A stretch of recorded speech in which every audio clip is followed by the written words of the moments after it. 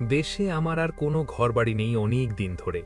পৈতৃক বাড়ি, যেখানে আমার শৈশবের স্মৃতিগুলো জড়িয়ে আছে, তা ভেঙে চুরে শুধু ভিটের মধ্যে জঙ্গল গজিয়েছে। সেই সব দিনের কথা মনে পড়ল যখন আমরা ছোটবেলায় গোলা পোড়া ধান, গোয়াল পোড়া গরুর সঙ্গে খেলতাম। তবু জীবনের গতিতে কলকাতার ব্যস্ত শহর থেকে গ্রামে ফিরে আসার সুযোগ এলো এক ছুটিতে। পায়ে মাটির স্পর্শ পেলেই যেন অন্তরে এক অজানা সান্ত্বনা ভেসে আসে। গ্রামে ঢুকতেই চোখে পড়ল চক্কত্তি মশায়, বাবার পুরনো বন্ধু। তাকে দেখে আমার মনে আনন্দের ঢেউ উঠল। তিনি বললেন, কতদিন পরে বাবা, মনে পড়ল দেশের কথা? আমি প্রণাম করলাম, ধুলোতে পা মেখে। তিনি আমাকে আদর করে ডাকলেন, এসো, বেঁচে থাকো, দীর্ঘজীবী হও। বাড়িঘর করবে না? আমি হেসে বললাম, আজকাল সামান্য মাইনে পাই। তিনি বললেন, তাতে কি, গ্রামের ছেলে গ্রামে বাস করবে, এতে আর সামান্য মাইনে বেশি মাইনে কি? ঘর বাঁশ দিচ্ছি, চালা ঘর তুলে ফেলো, মাঝে মাঝে যাতায়াত করো। তারপর আরও অনেকে এসে ধরল, অন্তত খড়ের ঘর তো ওঠাতে হবে। অনেক দিন পরে গ্রামে আসায় কিছুটা শীতলতা, কিছুটা পরিচিতি অনুভব হলো। বড় আমবাগানের মধ্য দিয়ে বাজারের দিকে হাঁটছিলাম, তখন চোখে পড়ল এক বৃদ্ধা। ডান হাতে নুড়ি ঠকঠক করতে করতে এগোচ্ছে। বাজারের পথে চলা এই বৃদ্ধাকে দেখে আমি থেমে দাঁড়ালাম। জিজ্ঞেস করলাম, কোথায় যাচ্ছেন? বৃদ্ধা চোখ মেলতে না পেরে বা হয়তো আমাকে চিনতে না পেরে ডান হাত চোখের উপর তুলল, বলল, কে বাবা তুমি? চিনলাম না তো। আমি বললাম, চিনবে না, আমি অনেকদিন গাঁয়ে আসিনি। সে মাথা হেলালো, তা হবে বাবা, আমি আগে তো এপাড়া ওপাড়া যাতাম আসকাম না, অভাব ছিল না কোনো জিনিসের, গোলা পোড়া ধান, গোয়াল পোড়া গরু। আমি জিজ্ঞেস করলাম, তোমার ছেলে আছে? বৃদ্ধা বলল, কেউ নেই বাবা, কেউ নেই। এক নাত জামাই আছে, সে মোরে ভাত দেয় না, আমার বড্ড কষ্ট, ভাত জোটে না সব দিন। আমি বুড়িকে পকেট থেকে কিছু পয়সা দিলাম, ভেবেছিলাম হয়তো এভাবেই সবকিছু সমাধান হয়ে যাবে, কিন্তু তা হয়নি। পরের দিন সকালে ঘুম থেকে উঠে দেখি সেই বুড়ি লাঠি ঠকঠক করতে করতে আমার উঠোনে হাজির। খুড়োমশাই বললেন, ও হলো জমির করাতি স্ত্রী, অনেক দিন আগে মরে গেছে জমির। বুড়ি উঠে দাঁড়িয়ে ডাকল, ও বাবা। আমি বললাম, এই যে, আমি এখানে। খুড়োমশাই বুড়িকে বুঝিয়ে দিলেন আমি কে। বুড়ি কাঁঠালতলার তলায় বসে আপনার মতো নিজের মতো করে অনেকক্ষণ বকে গেল। পরদিন কলকাতায় ফিরে গেলাম, ছুটি শেষ হয়ে গিয়েছিল। কয়েক মাস পরে জ্যৈষ্ঠের গরমের ছুটিতে আমি নতুন খড়ের ঘরে উঠলাম। কলকাতার ব্যস্ততার মধ্যে কয়েক মাস কেটে গেছে, বুড়ির কথা একবারও মনে পড়েনি। কিন্তু পরের দিন সকালে বুড়ি এসে আমার নিচু দাওয়ায় বসে পড়ল। ময়লা কাপড়ের আঁচল থেকে কয়েকটা আম বের করে মাটিতে রাখল, বলল, আমার কি মরণ আছে রে বাবা? জিজ্ঞেস করলাম, ও আম কিসের?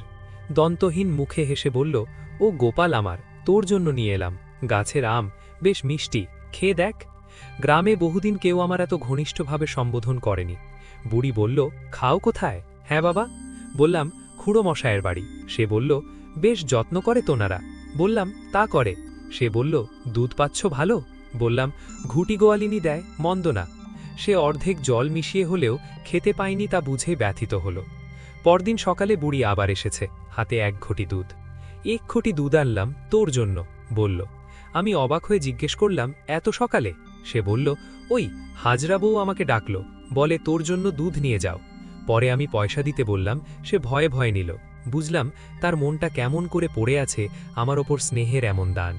প্রতিদিন সকাল হতে না হতেই সে এসে যেত।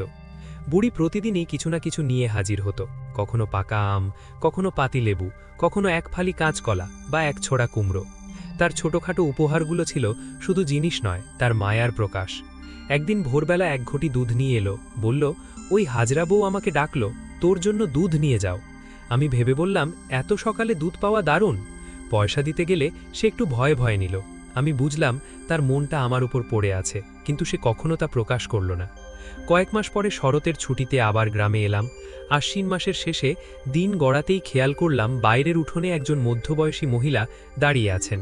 তিনি সলজ্জভাবে মাথার কাপড়টা টেনে বললেন, বাবু, কবে এসেছেন? জিজ্ঞেস করলাম, কতদিন হলো? বললেন, দিন ৫-৬। তিনি বলেন, বুড়ি অসুস্থ, এবার বোধহয় বাঁচবে না। গোপাল কবে আসবে, গোপাল কবে আসবে, এ কথা বারবার বলতো। আমি বুঝতে পারলাম বুড়ি তার শেষ সময়ের আগে আমাকে দেখতে চেয়েছিল। বিকেলে বেড়াতে গিয়ে বুড়িকে দেখতে গেলাম। সে শুয়ে আছে এক মাদুরের ওপর, মাথায় মলিন বালিশ, চোখে জল, ধরফর করে বিছানা ছেড়ে ওঠার চেষ্টা করছিল। আমি বললাম, ওঠো না, থাকো। সে আহ্লাদে আটখানা হয়ে বলল, ভালো আছো ওমর গোতাল? বসতে দে। আমি বললাম, বসার দরকার নেই, থাক। তারপরও তার চোখে সে সন্তুষ্টির ঝিলিক ছিল। খেজুর পাতার চ্যাটাই যা আগে বুনেছিলাম সেটা দেখে বলল, তোর জন্য বুনে রেখেছিলাম, তুই একদিনও এলি না। তার চোখে কাঁদার স্রোত। বুড়ি বলল, গোপাল, যদি মরি, আমার কাফনের কাপড় তুই কিনে দিস। আমি পথ্য ও ফলের জন্য কিছু দিয়ে এলাম। মনে হলো বুড়ির এই শেষ যাত্রা শেষ, কিন্তু সে আমাকে ডেকেছে, যেন তার স্নেহের গল্প শেষ না হয়। সদ্য বসন্তে বছরখানেক পরে গ্রামে ফিরে গেলাম। মনে হলো বুড়ি আর নেই। তখন বুড়ির নাচ জামাই এসে দেখা করতে এলেন। তিনি বললেন, বুড়ি গত রাতেই মারা গেছেন। তার আত্মা যেন বহু দূর থেকে আমাকে আহ্বান করে এনেছে। আমি কাফনের কাপড়ের টাকা দিলাম। মাটি দেওয়ার দিন আমি উপস্থিত ছিলাম। দুপুরে শরতের কটুতিক্ত গন্ধে ভরা এক বনঝোপের মধ্যে প্রাচীন গাছের ছায়ায় বুড়ির কবর দেওয়া হচ্ছিল। পাশে বসেছিলেন আব্দুল, শুকুর মিয়া, নসরু, সবাই। দুই যুবক কবর খুঁড়ছিল। কবর দেওয়ার পর সবাই এক এক কোদাল মাটি দিল কবরের ওপর। শুকুর মিয়া বললেন, দেও বাবা, তুমি দাও। আমি এক কোদাল মাটি দিলাম। সঙ্গে সঙ্গে মনে হলো, বুড়ি যদি বেঁচে থাকত নিশ্চয়ই বলতো, ও মোর গোপাল। বুড়ির সঙ্গে আমার সম্পর্ক শুধুই গ্রামের পরিচয় বা আড্ডার গল্প নয়। তার দেওয়া সামান্য জিনিসগুলো, প্রতিদিন সকালবেলা হাজির হওয়া, নিজের ছোটখাটো খেয়াল, সবই ছিল এক জীবনের গভীর মায়ার নিদর্শন। সে ছিল গ্রামের সেই অম্লান চেনা মুখ, যা আমার শৈশব আর অতীতকে মনে করিয়ে দিত। তার মৃত্যুতে আমার গ্রামে ফিরে আসা হয়ে গেল এক নিঃশব্দ আবহমান স্মৃতির সাক্ষী। বুড়ি আর নেই, কিন্তু তার মায়া, তার স্নেহ, তার আনুষ্ঠানিকতা সবই আমার মনে চিরকাল বেঁচে আছে। প্রতিদিন সকালবেলা তার আসা, আম শোষা নিয়ে হাজির হওয়া, আমার সঙ্গে কথা বলা, এই সব স্মৃতি যেন আমাকে গ্রাম আর শেকড়ের সঙ্গে যুক্ত রেখেছে। যেন কলকাতার ব্যস্ততা কখনো তা মুছে দিতে পারেনি। গ্রামে বসে মনে হলো, বুড়ি আমার জীবনের এক অম্লান অধ্যায়। তার শেষ ডাক, শেষ ভালোবাসা, শেষ পরামর্শ, সব মিলিয়ে বুড়ি আমার শৈশবের, কৈশোরের এবং গ্রামবাসীর সঙ্গে একটি গভীর সম্পর্কের প্রতীক হয়ে রয়ে গেল। সেই সম্পর্ক আমার শহরে জীবনের ঝাপসা আলো আর ব্যস্ততা থেকে আমাকে ফিরিয়ে নিয়ে এসেছে গ্রাম আর মাটির কাছে।